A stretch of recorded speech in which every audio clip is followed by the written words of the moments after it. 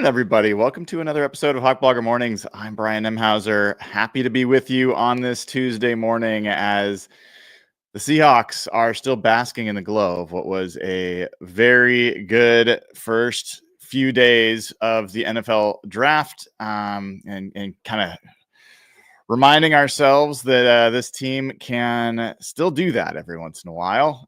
It's actually, I think it's been a few good drafts in a row for John Schneider and the Seahawks dating back to 2022. And we'll talk about the fruits of some of those drafts in just a moment, as there's some Seahawks news to talk about there. You know, there's a few other things I wanted to touch on. We'll get to here at the jump. Before we do that, if you haven't given the show a like and click subscribe, please do. We are closing in on 19,000 subscribers already. Love to get up to 20,000 and beyond. We will have the great Dane Brugler on with us in just about a half an hour, 10 a.m. Pacific time. One last time, Dane's going to join us for a post-draft recap, discussion, just hang out. And then he's going to turn into a pumpkin. That guy deserves a break. I'm sure his wife will be happy to have a little bit more of his attention. And so he was kind enough to agree to come on with us really before tomorrow. Tomorrow is when he's kind of going off grid. So really, really happy to have Dane. We'll go through the players. We'll have that conversation. I know you guys have all seen this, and I'm going to warn you at the outset to adjust your volume levels probably a little bit lower, because I just love this clip. And Braden, who's kind of our intern, has been helping out put this clip together. And this is the conversation that was going on draft night ahead of the Gray Zabel selection between Evan Hill and Nathan Ernst. And I just have to share it again because it makes me laugh. So let's kick it off with that. Over guard? I'm not. Well, is Gray Zabel even going to be there? Looks like he might be. Yeah, actually. Well, okay, well, it looks like he might be. Okay, well, it looks like he might be. Okay, well, it looks like he might be. Okay, well, it looks like he might be. A few moments later. With the 18th pick in the 2025 NFL Draft, the Seattle Seahawks select Gray Zabel, guard, North Dakota State. Yes! Let's go! Nathan!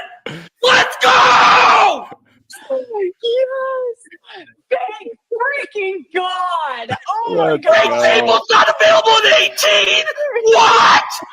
Oh, thank God! Wow. Oh, come on.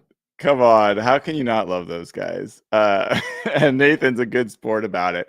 Nathan got a lot of grief from Seahawks fans who felt like he was too negative about the draft. He gave it an A. He liked the draft. He was not a big Arroyo fan, I'll give you that much, but he still gave the draft an A, and he was a big part of what has become like just a monumental weekend for this channel, for this crew. I tweeted out yesterday, I think, that we had over 1 million people watch our coverage across platforms, over the weekend. I was wrong. It was closer to 2 million people. Like, that is wild. And that's just for like 3 days. Like, I am absolutely floored by the amount of people that have tuned in, and it's fun. I'm glad we have this crew. I'm glad we have people that enjoy hanging out with us. I'm glad people enjoy the great guests that we bring, including amazing folks like Dane Brugler. So, yeah, thanks to everybody out there who tuned in and continues to tune into the show, because it's been a lot of fun and there's a lot of great stuff to come. I am harassing Seahawks PR as best I can to get some great guests on this week if possible. We've got rookie minicamp coming up this week. I don't exactly know what that's going to look like or what kind of access we'll get, but I will give you all the access I'm allowed to give you as that comes up, and I cannot wait. I think the person I'm most excited to watch is Jalen Milroe, for sure. the last time I saw him, the only time I saw him in person, it was not a great look in Mobile, Alabama. I can't wait to see him in this environment. Just throw the ball, see how it looks. He was on with it was a great interview. Nick, I think, really, really, really represented himself and the team well in that interview. And I recommend checking that one out. There was an interview with Gray Zabel, I think, on Chuck and Buck this morning. I haven't had a chance to listen to that one, but the guys are making their rounds. I'm going to try to see who I can get over here as well, because obviously I've got questions. And, I think we'll have fun once we get some of those guys on the show as well. So the news of a few bits of news. One, we'll talk about Charles Cross and his 5th-year option that was picked up. It was reported it was picked up yesterday. I'm going to talk about what a 5th-year option is. I'm going to talk about what price it is, what the significance of it is. I'll talk about the conversation that goes around it. People talking about that Seahawks haven't exercised 5th-year options before. And so I'm going to walk you through that. You might be like, oh my God, I don't care. You might be like, thanks. I didn't know all this and I've been curious. We'll find out, but I'll share that. I want to talk a little bit about the Jalen Milroe situation and this notion of how he could be used as a Wildcat quarterback and the emergency quarterback rule. So I want to clarify a couple things there. And before I get to those two things, and then we will welcome in Dane Brugler after that. I was having fun with 49ers fans this morning. And it wouldn't shock me if they all start showing up in the chat. We'll see. But, George Kittle signs an extension. And, I mean, okay, George Kittle is in his 30s, has been dealing with injuries, and they signed him to a 4-year extension. My reaction to that was, I quote tweeted it and said 49ers keep their aging core together for a few more years. And 49ers fans are so butthurt about that.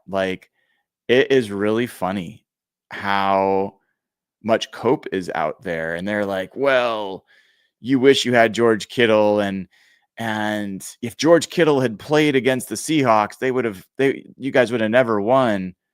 I'm like, wait, so you're making the case that my tweet about your aging core is somehow off base because your aging tight end was injured for a game and would have beaten the Seahawks if he played? I hate to break it to you 49ers fans, but part of having an aging core is they tend to miss games.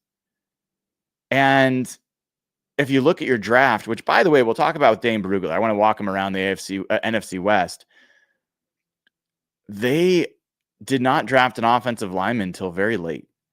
And it looks like our good pal Pete Carroll snaked them with not one, but 2 offensive tackle picks immediately before the 49ers were due to pick.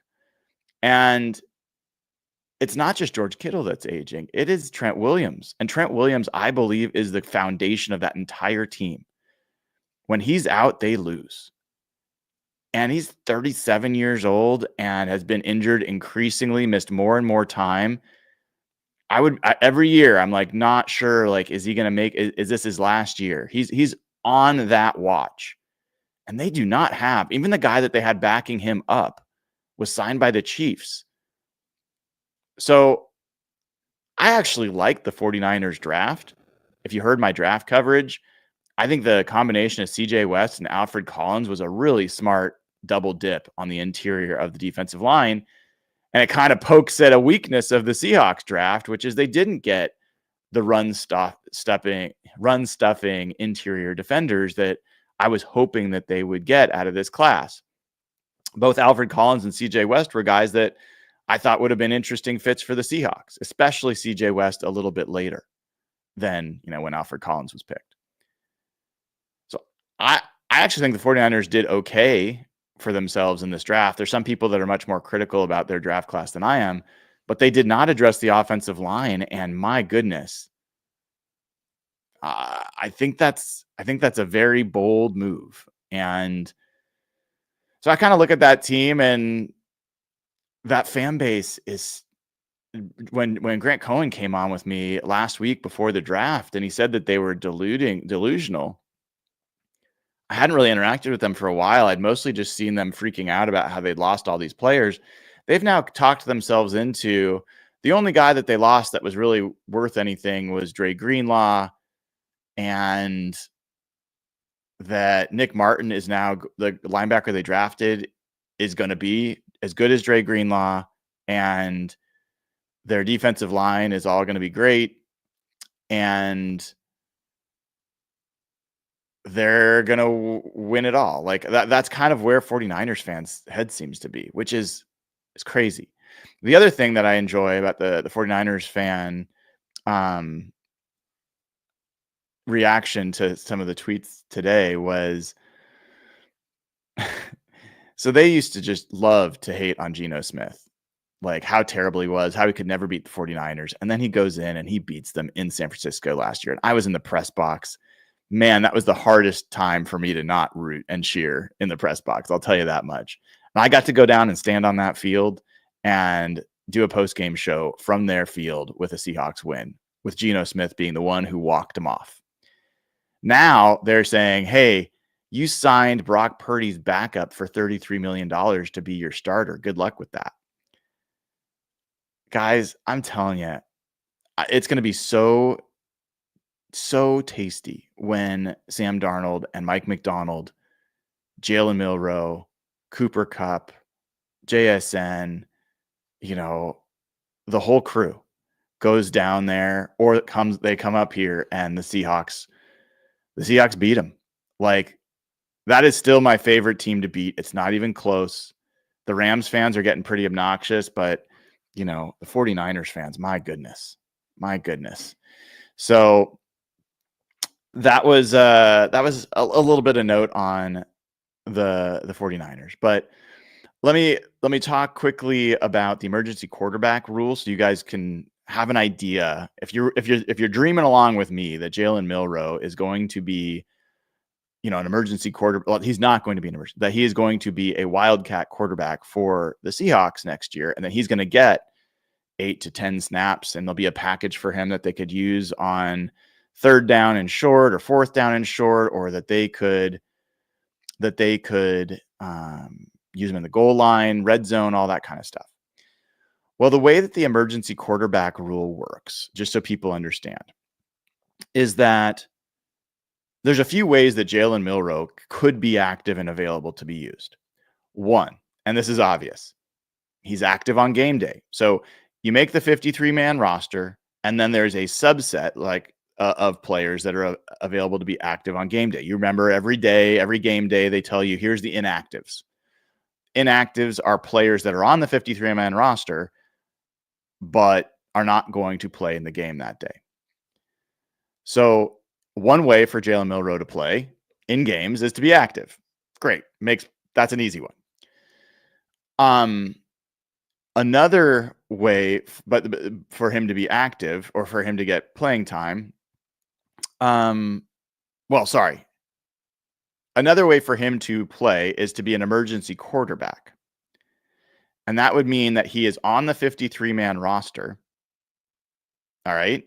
But he is not on the active list for the game. So he's on the inactive list.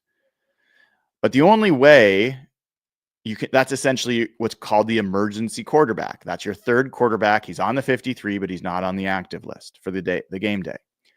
But there is a rule about the emergency quarterback. You cannot use them in Wildcat formations or specialty packages.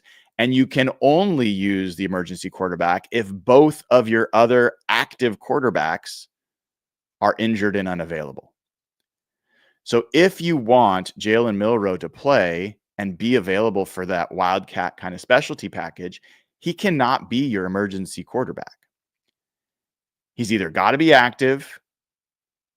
Well, he has to be active if you want that to be the case. And for him to be active, that either means the Seahawks have to have 3 quarterbacks active with Sam Darnold, Drew Lock, and Jalen Milroe, or there's another possibility here that I think is worth thinking about, which is they may have Jalen Milroe as the active quarterback and Drew Lock as the emergency quarterback. And the way that would work is Jalen Milroe would be getting playing time. And if in game Sam Darnold was hurt, Jalen Milroe would have to be the backup. And if it was an injury that lasted more than just that game, I think what you'd see happen most likely is Drew Lock would be the starter. So it would be this kind of weird thing where Drew Lock might technically be the number 2, the backup, but he might not be active on game days. So this is just me thinking way too far ahead, but I wanted to at least share that nuance because if, like me, you've been imagining Jalen Milroe being this weapon, he's got to be on the active roster on game days. And if they're going to have all 3 quarterbacks active, that's not very typical. That's going to mean you're going to be thin somewhere else at some other position group on the roster. That could affect special teams, that it could affect all sorts of position groups. And also keep in mind, with you having a fullback, most likely now, that's another spot that you generally didn't have to account for. That's going to affect how many running backs or how many other players that you're going to have active.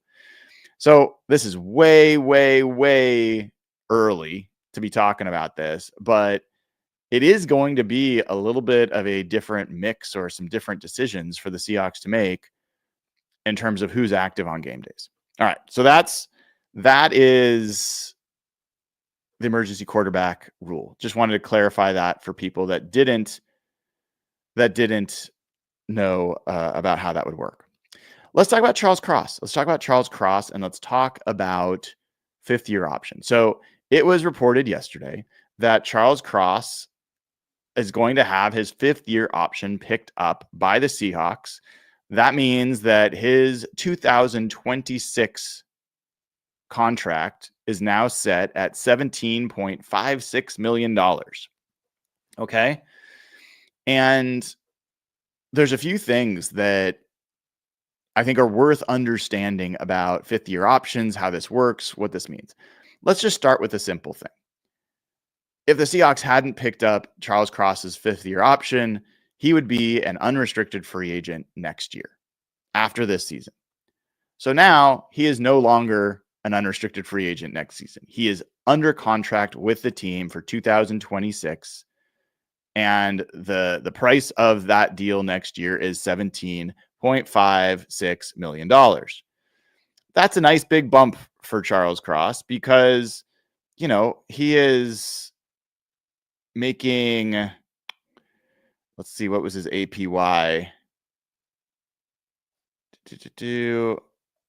I don't have the perfect number here.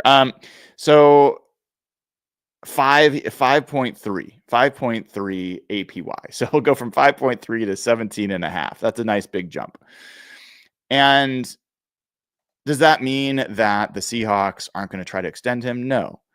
But what it means is they're not in a rush to. They don't have to rush to do so because they know that they've got him for that price. They are happy to pay him $17.5 million next year.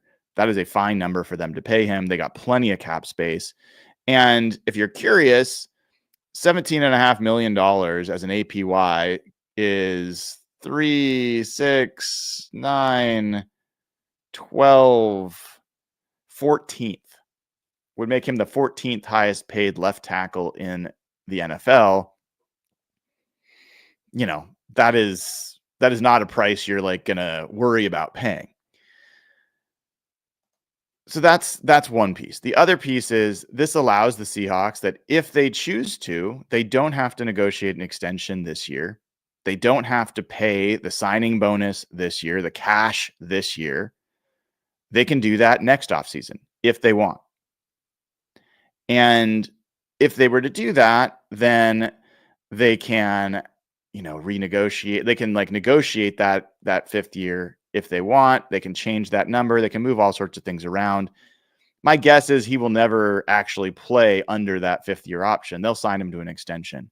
The only question is when they will do it. Whether it'll be this year, whether it'll be next year, doesn't really matter. It only matters from a Seahawks perspective in terms of, where the cash is going to hit in their budget and on the cap. And then also, whether you think that you want to risk signing him before, or you want to see more from him, all that's fine. So that's kind of where things fall with the kind of the fifth year option basics. The other pieces that I think are worth, maybe understanding.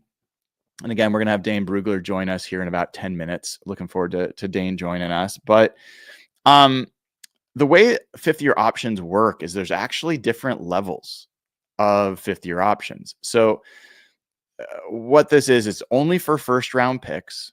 All right. If you didn't know that, it's only for first round picks.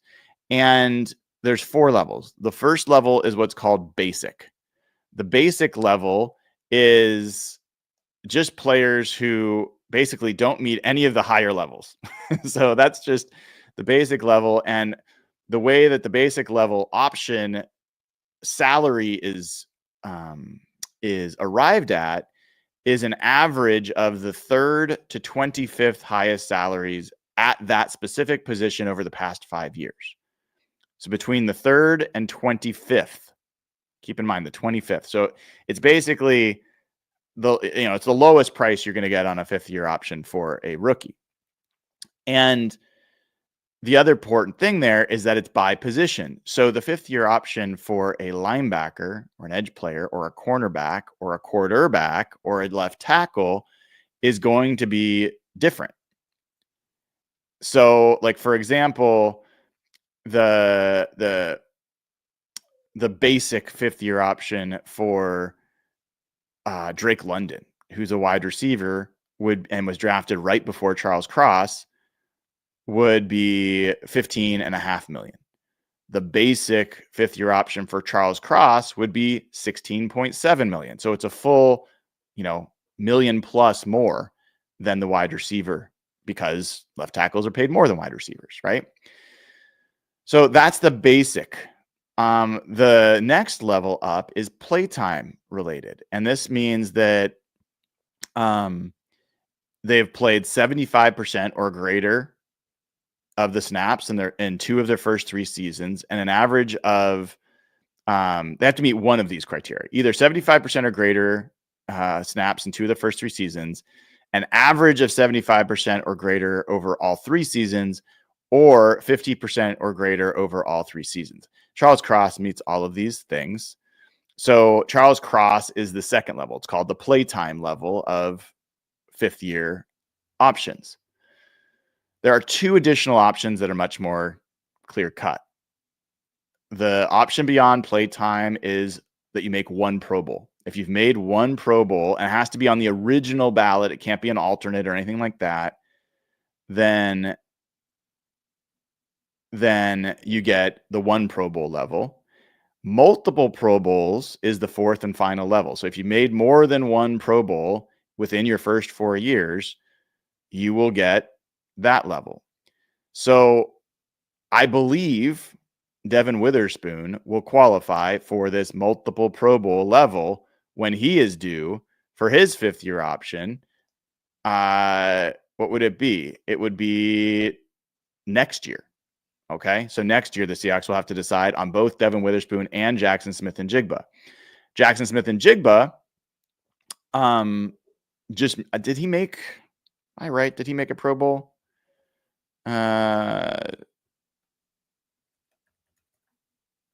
Yeah. I think he was added to the roster to replace an injured Terry McLaurin. So I don't think that qualifies. But I do think Devin Witherspoon has made it on the initial ballot both times. So I think he will qualify for the fifth year. And then if JSN, I don't think JSN can qualify for the multiple Pro Bowl, but he could, if he makes the Pro Bowl on the original ballot, still qualify for that next year. So Charles Cross is at the playtime level. That's 17.56. If he had made 1 Pro Bowl, that would have jumped up to 21.2. If he had made 2 Pro Bowls, that would have jumped up to 23.4. So the Seahawks are getting I think a very good deal with Charles Cross.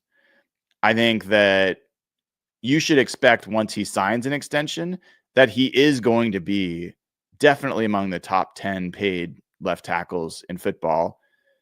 Maybe among the top 5 not because he is one of the best 5, but just from a, youth and when your contract comes up and what the market is. I think he's going to get probably around, I would guess around 23 to 24 million a year would be my best guess of what his eventual extension will be. If that was the case, he would be among the top 5 in salary for left tackles. So that's kind of where we are. This is something that John Schneider's been very cagey about up until even this past week when Bob Condotta asked him about it. And he said, well, I've got a few more days, don't I? I don't exactly, I don't know if that it was indicating that they were trying to agree to an extension. And if they didn't, they were just going to, take this 5th-year option. It seemed like to me they were going to do it the whole time. If you look at the players from that draft class and you walk through which of them have had their 5th year's options picked up. Trayvon Walker was the first pick in the draft. The Jags picked up his 5th year. Aiden Hutchinson, second pick. His 5th-year option was picked up. Derek Stingley Jr., the cornerback. They picked up his 5th-year option. Then they signed him to an extension. Sauce Gardner was the 4th pick. His 5th-year option was picked up. Kayvon Thibodeau for the Giants. His 5th-year option was picked up. Ikem Ekwonu, the tackle that was picked by the Panthers. They picked up his 5th-year option, which is kind of interesting to me. He has not played that well. He did play better last year. Evan Neal, who went to the Giants, and I will admit openly that I was hoping the Seahawks would get Evan Neal. He went to the Giants at number 7, and they are not picking up his 5th-year option. Drake London, as I mentioned, the wide receiver for the Falcons, they have not decided yet, or at least I haven't seen it yet. I would assume they're going to pick up his 5th-year option, but we'll find out. And then Charles Cross is number 9, and obviously they did that. After Charles Cross, Garrett Wilson had his 5th-year option picked up by the Jets. Chris Olave, his 5th-year option was picked up by the Saints. Jameson Williams, number 12 overall, the Lions, had his 5th-year option picked up. And then that's that. Other than Tyler Smith at number 24 to the Cowboys, had his 5th-year option picked up. I assume the Ravens will pick up Tyler Linderbaum's 5th-year option. The Chiefs will probably pick up Trent McDuffie's, I would assume. So those are probably the guys that are going to have their 5th-year options picked up this year. And this conversation that continues about, well, John Schneider hasn't picked up 5th-year options. Well, his first 5th-year option, he could technically, but when the rule came into play, it would have been Bruce Irvin. I think actually James Carpenter. Was it James Carpenter? I can't remember. It's either James Carpenter or Bruce Irvin. And from there, it was like Bruce Irvin, Jermaine Ifedi, Rashad Penny, LJ Collier, Jordan Brooks were the guys before. And I mean, they weren't going to pick up LJ Collier's regardless. Rashad Penny, had the injury issues. Ifedi, no, didn't make sense. And then, Bruce Irvin, I think obviously they extended him maybe multiple times, but he was someone who was going to get the linebacker 5th-year option level. And that is that's like the edge rusher level, makes it a pretty expensive price. And so that's why they didn't pick it up back then. I think going forward, we should expect Devin Witherspoon and JSN. I would expect both their 5th-year options to be picked up. 2 years, when it's Byron Murphy's turn, I'm expecting that he will have earned a 5th-year option. I think Gray Zabel will. So I think this is going to be something that is more commonplace in the future, but is new to the Seahawks now. So without further ado, let's bring in the man, the myth, the exhausted, Dane Brugler to our show. Dane, man, it is so good to see you. And I just want to congratulate you on a absolutely kick-ass 2025 draft season, all the coverage you did. How you doing, man? Thanks, man. I appreciate it. You too. I mean, it was a fun last few months. This is such a weird draft, right? And so the way it played out, the way all the all the noise with these quarterbacks. Mhm. You know, it was just interesting that the way things actually played out. We only had 2 go in the first round. Only had you know, some of the guys that fell maybe further than we thought. But yeah, it was a great 3 days. Now, you know, we spent so long projecting, and now it's fun talking about fit and where these guys ended up and how it's going to look. And so that's a fun pivot after months and months of just kind of a lot of guesswork. So what happens for Dane Brugler in the next few weeks? What do you do now? Well, we got a Little League baseball game tonight. You know, my focus shifts towards coaching my daughter in softball, my son in baseball. They're 9 and 10 or 8 and 10. So, you know, it's a fun age for that. And so I very much look forward to that as kind of a, you know, the getaway and chance to step away from scouting for a little bit. So yeah, the month of May, I take it very casual. And then really around Memorial Day is when I dive right back in and head, you know, really plan towards next year in the 2026 class. But no, I'll definitely these next few weeks take it easy, you know, kind of review this draft. I also look back and do a lot of self-scouting from previous years. You know, now that I can catch my breath and look back to, you know, the draft from 2-3 years ago and say, all right, what did we miss on? What did we get right? Now that we have a sample size of these guys in the NFL and how they're playing.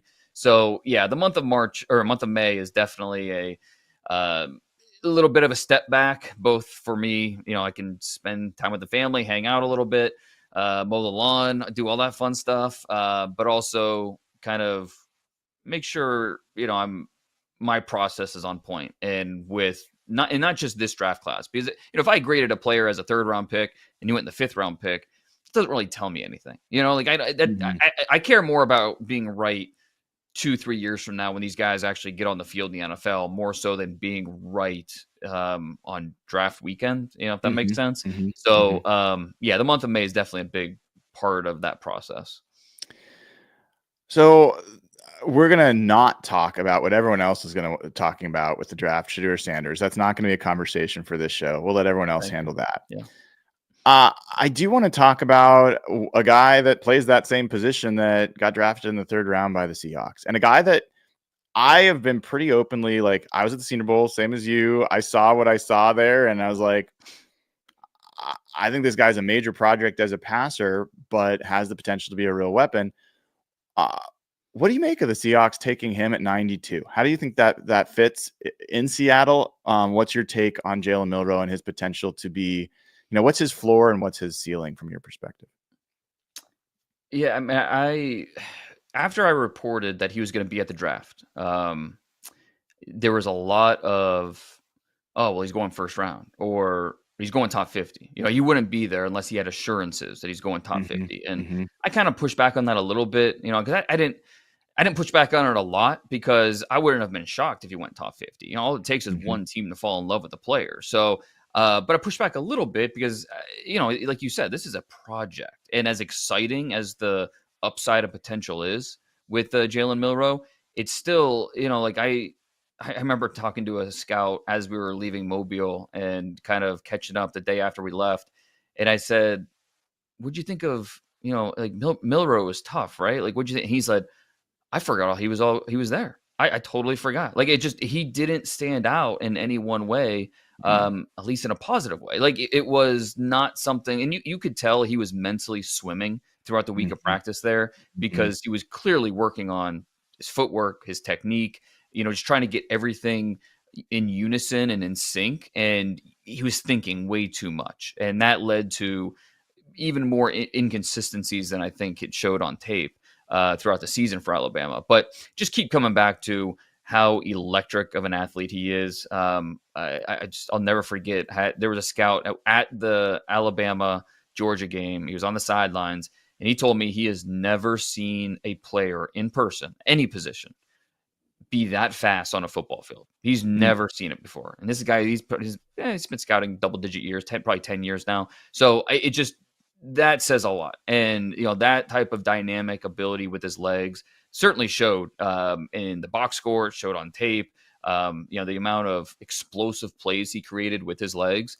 And he also created a lot of explosive plays with his arm. I mean, the fact that he had 16 passing touchdowns this year and they averaged 36.6 yards per touchdown is ridiculous. But it's the consistency factor is not there. And you watch Oklahoma tape, you watch Michigan tape, and you see a guy who is just doesn't have a great pocket feel right now. His accuracy is very up and down. It's just he's still learning how to play the quarterback position. But where the Seahawks got him, that's where, okay, if you have to draft him at 40 to get him on your team, that just seemed very rich to me. If I can get him at 90, okay, that changes everything. That's where it feels like this is worth the gamble. This is worth that dice roll. And if it works out, great. If it doesn't, hey, we might have a awesome running back on our roster that we can use. But that the legs are there, the athleticism, the arm is there, and he's a really smart guy. He won the academic Heisman. He comes from a very strict household. Like, it's not like you worry about him and how he's going to adapt to an NFL playbook. And like, he has what it takes. It's just a matter of getting everything on the same page. And, the coaches at Alabama speak very highly of him, his mental toughness, the way that, he wants it. So, yeah, if I'm the Seahawks and I get him where I got him, I'm feeling pretty good about that. Yeah, Dane, that's exactly my reaction. And people talk about it as a big swing. And I don't know that a third round pick can really be a big swing. And I don't, and I also implies that there's pick. Right. I don't know that it even implies that it does imply that there's some kind of low floor for him. For me, like, the worst case scenario for Jalen Milroe is that he has a Wildcat, like, sub package kind of role.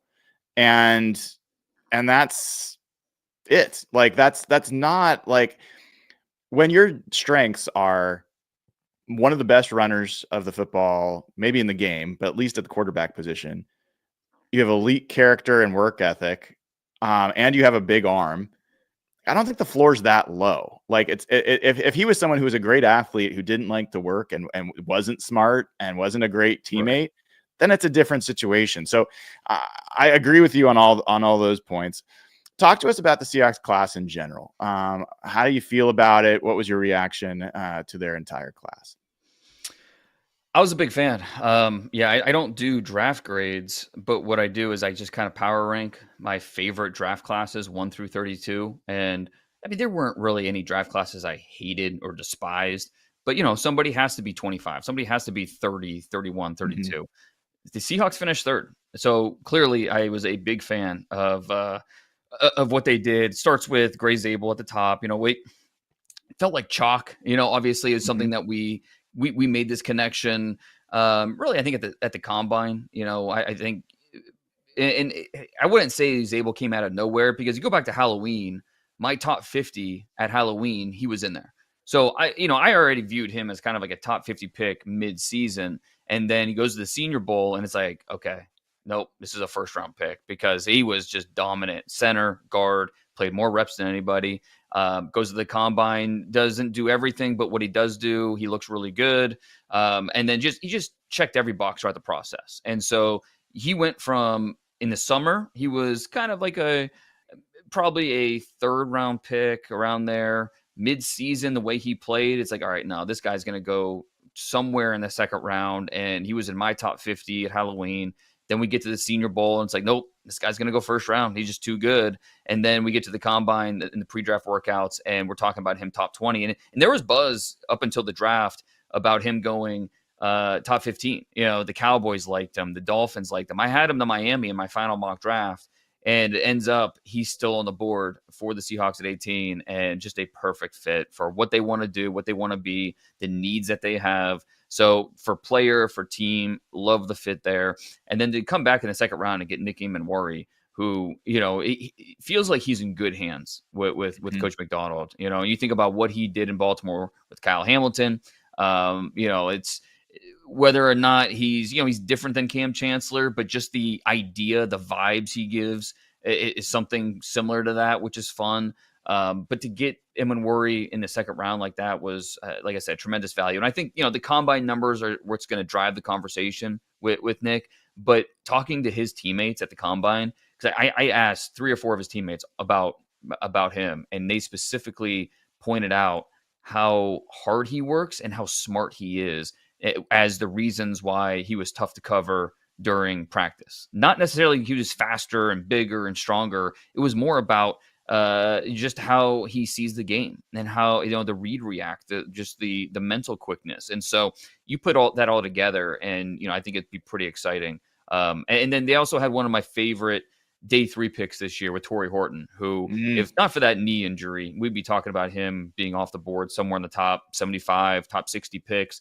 Had the knee injury, so it had a little bit of that discount sticker on his tag. But yeah, he's going to come in from day one and compete for a starting job. I like him best as a Z, like him on the outside where he can, use that when he can stretch out his stride and use that speed. He can be a vertical threat. He can be a catch and go threat, crossers. He can just affect the defense in a lot of ways and put them in conflict. So to get him on day 3, I love that fit. Yeah, it's you're hitting on all the top ones there, and it's funny with Nicky Manwari because there were some kind of hit jobs out there, and like Bob McInn's article, there was an anonymous scout talking about things about him, and every interaction I've had with the guy or that I've listened to, I don't know where that's coming from. So it rubs me a little bit the wrong way, these anonymous like hit jobs that come out there about these young men and that are not then supported by teammates or coaches. Like, I'm sure you run into all that kind of stuff throughout, but setting all that aside, you mentioned Torrey Horton. The Seahawks, depending on what stats you look at, they end up with the 3rd best yards per route run receiver in this draft class against man coverage in Torrey Horton. They end up with the best receiver in yards per route run against zone coverage in Ricky White. Now Ricky White also blocked 4 punts in special teams. And he had this thing where he ran like a 4.6 at the combine, and then he runs a 4.4 or something at his pro day. What happened where Ricky White is in the 7th round, and what happened with Damian Martinez being in the 7th round? With White, I think he's such a lean guy, skinny guy. And I think, the questions were how consistent would he be as an NFL receiver? Now, the fact that he was so productive on special teams, that's kind of like, all right, that at the very least, we're getting a guy that can be a 5th receiver on the roster and then also help you out on special teams. Because he clearly showed that that's what he could do. And it's not that just speed with him. Like you talk to his coaches and they will tell you how prideful he is with special teams. Like he cares a lot about that. It's a very important part of his game. So not only, and it's not just blocking punts, but he'll play on kickoff return coverages. He was a 2-time team captain. So there's a lot of things about him that, like, if you just watch the receiver tape and nothing else, you say, okay, good, but there's some holes in his game. But then you factor in the special teams, you factor in, like I said, 2-time team captain, the fact that he's just a quality teammate and what he's going to bring to the roster. Again, no brainer to get him at that point in the draft. Damian Martinez, I wasn't a big Damian Martinez guy. Like I never understood the top 100 love for him. Like he's big, he's physical, and he will look to run over guys. But just, I don't know. I saw a lack of speed, and it's like a lack of make you miss. And, I understand he's a very certain type of running back. And if that's what you want, then, he's going to make sense for you. But in today's NFL, I think it's going to be a lot tougher to be productive when you're just trying to run over guys. He had some off-field stuff. He had the DUI. He doesn't play special teams. So that's like, if you want your 2nd or 3rd running back, like you need to be able to play special teams in order to justify why you have a roster spot. So I think that hurt him with a lot of teams. But you know what? If you were looking for a bruiser, a guy that is no nonsense and is going to try and run over you, he's got the physicality, Damian Martinez, I mean, that's what he is. He's a power back, and he's not afraid to do the dirty work. So not surprised he fell a little bit, especially in a deep running back class like this, where there's a lot of different options because he's a certain type of back. But if that's the type of back you're looking for, he certainly fits the bill. One of the things that one of the players we haven't talked about is Elijah Arroyo, tight end. They picked at 50. And, at Senior Bowl, I came in and Arroyo, Harold Fannin were guys that were like, these are crazy athletes. You got to see them. And I was watching Arroyo warm up and I was like, okay. And then I saw Terrence Ferguson. I was like, actually, I was kind of surprised. Terrence Ferguson moves pretty well. Like, I actually like the way he moved a little bit better even. And Mason Taylor, I watched him make these out of frame catches on off target throws from Jalen Milroe, as a matter of fact. But like, I walked out of there like, wow, Mason Taylor, Terrence Ferguson, I was way more impressed with. And I didn't necessarily come away super impressed with Arroyo. I wasn't down on him, but those other two guys caught my attention a little bit more. They both ended up going ahead of Elijah Arroyo. Was that a surprise to you at all? No, I mean, Mason Taylor, he finished as a borderline first round pick for me. Yeah, he was like 33, I think, on my final top 100. So not a surprise there. And Terrence Ferguson was one of my favorite players in the draft. I mean, I probably even still had him too low, but if you had to ask who my favorite players in the draft were, he would have been in the top 3 or 4. Ferguson, wish he was a little bit better blocker, but as a receiver, as an athlete, he's awesome. Arroyo, I had a little bit of a different reaction at the Senior Bowl because I left the Senior Bowl thinking, okay, Arroyo's better than I thought. Like, because I think people had trouble covering him consistently, and he caught the ball well. Speed really stood out, and that's what the tape says. He led all tight ends in the FBS and almost 17 yards per catch. Especially down the seam and the way he can attack the defense. And before safeties have a chance to react, he's by you. And so him and Cam Ward had a really nice connection this past year. I know he had a knee in the past, and that was something that some teams brought up because that really plagued him. Really, his 2022 and 2023 seasons. That's why he had like 10 catches in his entire first 3 years in the program. But this past year, as a fourth year guy, that's where he was really able to blossom and kind of show what he can do down the field. Needs to be more consistent, no doubt, but he gives the Seahawks a different, maybe a long-term answer at the position, and a guy that has yet to play his best football. So I don't know how much of a factor he will be immediately, but it's, as the tight end depth chart changes over the next 2 years, I think Arroyo has a real chance to cement himself as maybe a playmaker on this team. And Dane, you should be taking a victory lap for all sorts of reasons, but one of them was earlier on this show, you gave me a name, happened to be a name I like as well, Bryce Cabledew, as a guy to watch out for the Seahawks. And sure enough, I was talking about him from like the 4th round on, and 6th round comes and they call the name. Tell us a little bit about why you thought Bryce Cabledew was a good fit. Yeah, I think he fits exactly what they want. He's a good sized player, good athlete, really explosive. College tackle, but probably going to kick inside to guard. He was my highest ranked non-combine guy this year. So didn't get an invite, but when you watch him on film, because the other Kansas tackle Logan Brown, he did have a combine invite. He was considered to be this big time player, but it was Cabledew. And then when you watch at Kansas State, it was Cabledew who continued to stand out. So I really, rangy. So you think about what Seahawks want to be on offense.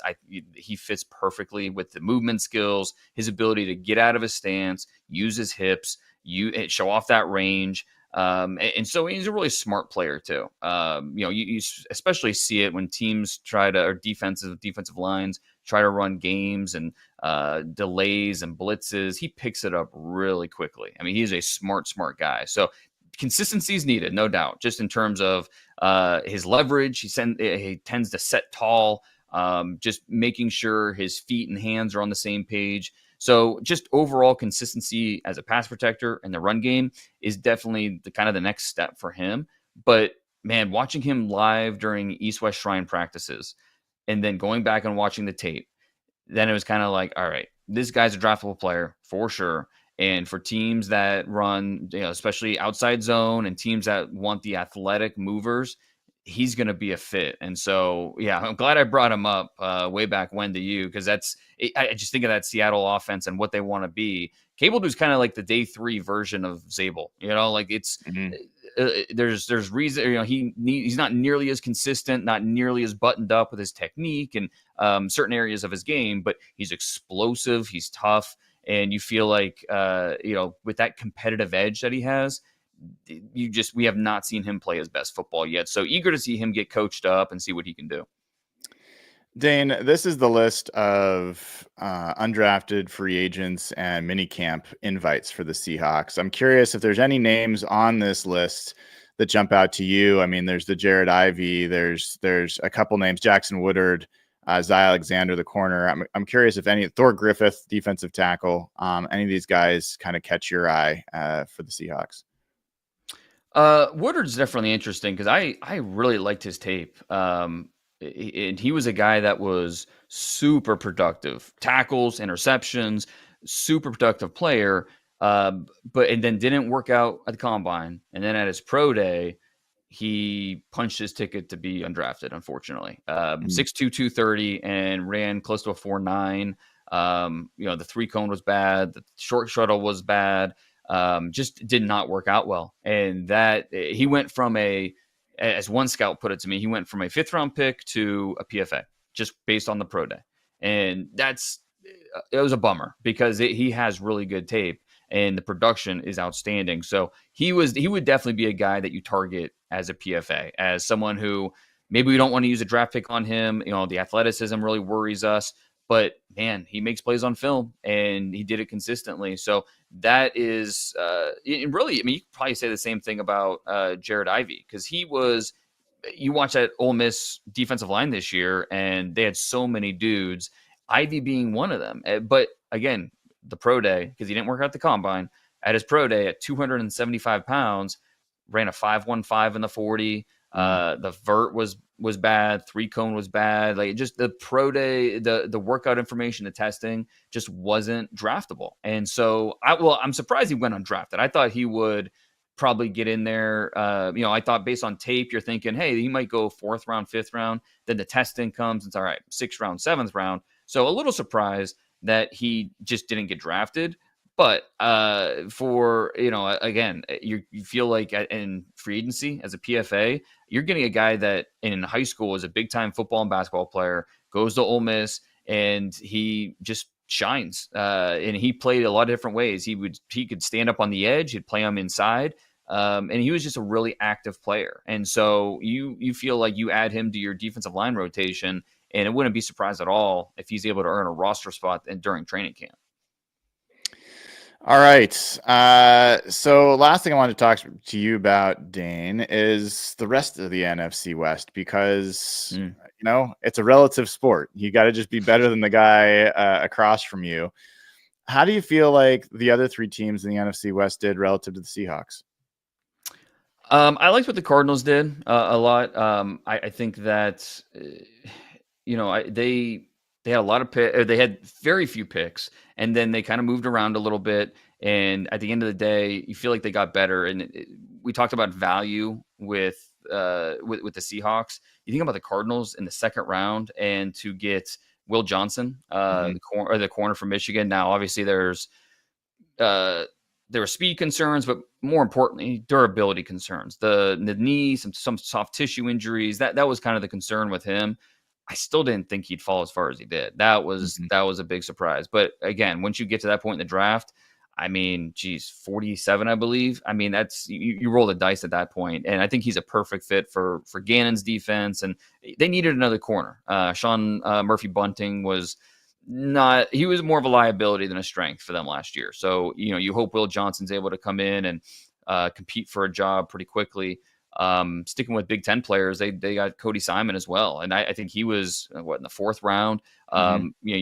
Their linebacker, and Mac Wilson's not a bad player, and I know they signed Davis Gaither, but Simon, you feel like can come in, compete for a potential starting job, and be someone that factors in right away. But yeah, Walter Nolan being the 1st round pick, that'll be the one that this draft hinges on for the Cardinals. A player who if he plays to his full potential, I think he has a chance to be, one of the steals of this draft. Talking about Walter Nolan, it's just, can you get him to play at his best at a consistent level?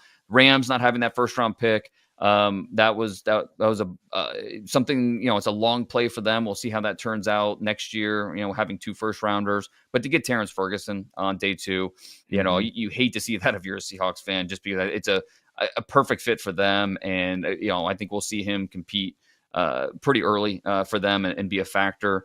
And then the Niners, they wanted to come into this draft to get better on the defensive line. And, that was the plan. And they thought they executed that plan. So I think it might be not immediate. A guy like Mikael Williams, it's 20 years old. It's going to take a little bit of time for him. But, I think in the long term, I think they'll be pretty happy with what they did on the defensive line. Yeah, I hate to say it, but I liked what the 49ers did, double dipping there on the interior with Alfred Collins and CJ West, 2 guys, we had talked about as potential fits for the Seahawks. And if there's a criticism of the Seahawks draft, it's that this is a pretty darn good nose tackle class that doesn't come around that often, and they exited without one. And the one defensive lineman they got was Riley Mills, and he's injured. High effort player. I'd love to hear your thoughts on Riley Mills and usage of that pick in the 5th round relative to other places they could have gone. Yeah, I mean, he's definitely not that nose. That's not his game. He's more of a 3. He's more of, you want to put him over the B gap and use his size and quickness to, he was a freaks guy for Bruce Feldman. So, I mean, he has the movement skills, the athleticism. And he led the team in sacks. So when he exited, I think it was the Indiana game in the playoff for Notre Dame, that was a huge a bummer for them. And, they still made the national title game, but not having that presence up front, that was a huge factor in them falling just short. But, you love the energy that he plays with. You love the quickness that he plays with. As long as the injury, the knee injury is nothing that the team feels like it will hinder He's him recovering long-term. well. Yeah. And that, he's as long as that's the case, I mean, in the 5th round, I think that I totally get it at that point. So, because he can win in the run game, as a pass rusher, like I said, he led the team in sacks. So there's a lot to like it about him at that point in the draft. Do you think, one, where do you think he would have been drafted if he hadn't been injured? And 2, he had talked about one of the guys whose game he really respects is Zach Allen. Do you think that that's a ceiling for him, like a reasonable comp of who he could become? That's not bad. I think that makes sense. Kind of a little bit of a hybrid where you can play outside, can play inside. He's going to fit different schemes. So I like that. Size wise, the way they move, a little tight, they play a little high, but they're really strong with their hands, and they're purposeful with their hands. So it's not just, I'm going to out quick you. It's, I'm going to use different techniques with push pull and, get underneath you and use your weight against you. And, he understands how to play the hand game and hand-to-hand combat and all that. So if he were fully healthy, I think he would have went top 100. He had a lot of love among scouts. All right, Dane, last thing, and then I'll let you get on with your downtime. You look back on this whole process for the 2025 draft. Give me your favorite story. It can be about a player. It can be about, an interaction with a coach. What are you going to look back and remember as a story on the 2025 draft? That's a good question. I mean, I always go back to Siobhan Ravel, and I think we talked about him before about just, his journey to the NFL and how just inspiring that was. I think that really a couple of these Cowboys players like Tyler Booker, seeing him go 12, we had talked once, maybe he'll fall out of the first round because athletic testing was so bad, but that's the team's just believing like, hey, he's a good football player. And that's exactly what he is. He has the film, he has the mentality, and teams trusting that. So, this is I think my number one takeaway from this draft is going to be teams trusting what they saw on film and everything with the interviews with these quarterbacks. Like, who would have guessed that Dylan Gabriel would have gone ahead of Shedeur Sanders? But look, it just reinforces how important the spring is for quarterbacks. You know, the All-Star games, the interviews, it's so important. Yeah, the tape matters. Of course it does. What you do during the season matters in a big way, but so does the spring, especially for the quarterbacks. And so seeing Dillon Gabriel go in the top 3 rounds was awesome for him, because he's just a guy that when he transferred to Oregon, he showed up in his minivan and immediately took control of that team. Like, it just immediately was a galvanizing force for the Ducks offense. And so to see him get drafted where he did, that was pretty cool. Well, Dane, it's been an absolute pleasure to have you on here talking about all these guys, and pleasure to watch you work throughout the process. So go take some well-deserved time off, coach the heck out of those little league teams, and go win a championship over there. All right. Thanks, man. Yeah, pleasure's been all mine. Take care, man. All right. That is Dane Brugler of The Athletic, best in the biz. And man, you heard from him a lot about the Seahawks draft. I meant to give Dane a bit of advice. I forgot to give him this, that in his next version of the beast, that as he's scouting guys for the Seahawks, he's got to check out the mustache game. Like, an absolute key component of being a Seahawk right now for this version of the Seahawks is what kind of stash you can rock, because Gray Zabel, Robbie Oots, those guys, they're bringing their A game. So that is going to become a prerequisite, I think, for future Seahawks draft evaluators. But good stuff as always from Dane. And you heard him talk about Torrey Horton being a guy that he had much higher, and he thinks you got a potential discount on. He had Riley Mills as a guy that was a top 100 before he got his injury. And so that's kind of the story of this draft for the Seahawks, is not only did you get some top shelf, high ceiling talent, but in a lot of cases you got it lower than maybe the expected price to pay. Nicky Minwari was a first round pick by most accounts. And in fact, that kind of, like, I'm going to go back to this. I'll look at this in a second, but if you kind of go throughout, Elijah Arroyo for a lot of people was someone who could have been picked higher than he was. You talk about Jalen Milroe. A lot of people thought he might go as high as the first round. You talk about Riley Mills. Torrey Horton I've heard from multiple people. I was talking to Matt Harmon from Reception Perception. That's one of his favorite day 3 picks overall for the NFL was Torrey Horton to the Seahawks. He can't believe that he fell to the 5th round. I'll try to see if I can get Matt on. We can talk a little bit more about Mr. Horton. You kind of keep going through, and there was just a lot of people really think Damian Martinez in the 7th round was a crazy deal. Dane didn't have that same perception, and he ended up being closer to correct. But, Nicky Minwari, I was looking at his predicted, like, where he was going to go. He was projected to be a first round pick since basically the beginning of March, like late February. So, the fact that you get him, he was as high as, a consensus 23. He got to the 23rd ranked prospect from a consensus big board perspective at the beginning of April. And to get that guy as well as the consensus 18, so you got the consensus like 18 and 23 overall without having to go up to 23 to get him was pretty good. So I see our resident troll saying he was projected around 32. I'm looking at the mock draft database, and I'm looking at when he peaked, and that he was a first round pick, even if it was 30, close to 30 by the time the draft came around. That's still a first round pick. So these were all, I think, good deals and general value for the Seahawks, and I think some really good upside as well. So that'll do it for today. Tomorrow, we're going to welcome in Ryan Fowler of the Draft Network. I want to go in a little deeper with Ryan on some of the undrafted free agents. He'll know those guys really well. So we'll go a little bit more in detail there. We'll get his opinion of this draft class, as these were the 2 draft experts that I chose to spend the most time with over this period, and wanted to make sure we close the loop with them as we kind of transition from draft into rookie minicamp and OTAs and getting prepared for what will eventually be training camp, just around the corner. All right, everybody, if you haven't given the show a like and click subscribe, please do. I'd greatly appreciate it. If you haven't gone to JK Boots recently, why are you not?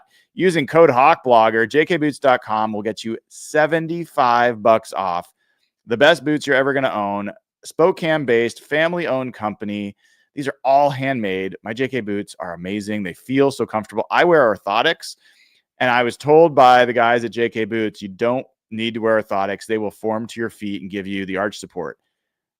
It's crazy. Like, I wear all sorts of different kinds of shoes. These are the only shoes where I don't have to wear orthotics because they are so supportive, so comfortable, and just so durable. They're like ass kickers. So I love these boots.